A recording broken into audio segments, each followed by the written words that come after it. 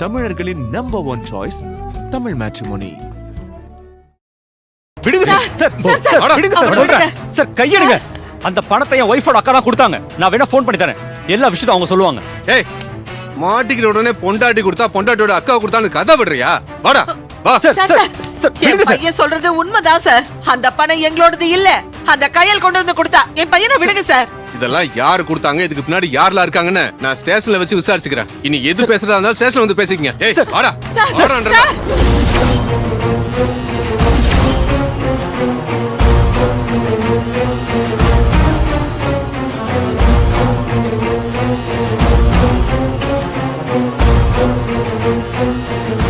இல்ல, என்னால இத நம்பவே முடியல.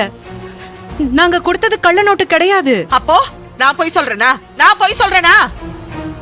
நீங்க எல்லாம் ஏதோ திட்டம் போட்டுதான் என் பிள்ளைய உள்ள தள்ளி இருக்கீங்க. ஒண்ணு இல்லாத பிச்சைக்கார குடும்பம் லட்சாதிபதி மாதிரி 20 லட்சத்தை தூக்கி கொடுக்கும் போதே ஏதோ வில்லங்க இருக்கும்னு நான் சந்தேகப்பட்டேன். அதனாலதான் நீ கொடுக்கும் போதே வேண்டான்னு சொல்லி என் பையனை எச்சரிச்சேன்.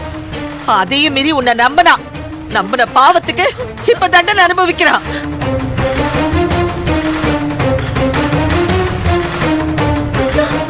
சம்மந்தியம்மா, அவர் எங்க வீட்டு மாப்பிள்ளை. அவர் எப்படி நாங்க ஜெயிலுக்கு அனுப்பணும்னு நினைப்போம்? அவருக்கு கெடுதல் பண்றது எங்க பொண்ணோட வாழ்க்கையை நாங்களே கெடுக்கிறதுக்கு சமம்.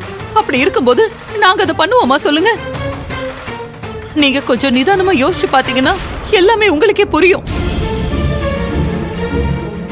கையில் இந்த பிரச்சனையில இருந்து உங்களை காப்பாத்தணும்னு தான் உதவி பண்ணணும்னு நினைச்சா. இல்ல, என்ன நடந்துச்சுன்னே சத்தியமா தெரியல. இப்ப நீங்க சொல்லிதான் அது கள்ள நோட்டுன்னு எங்களுக்கே தெரியும்.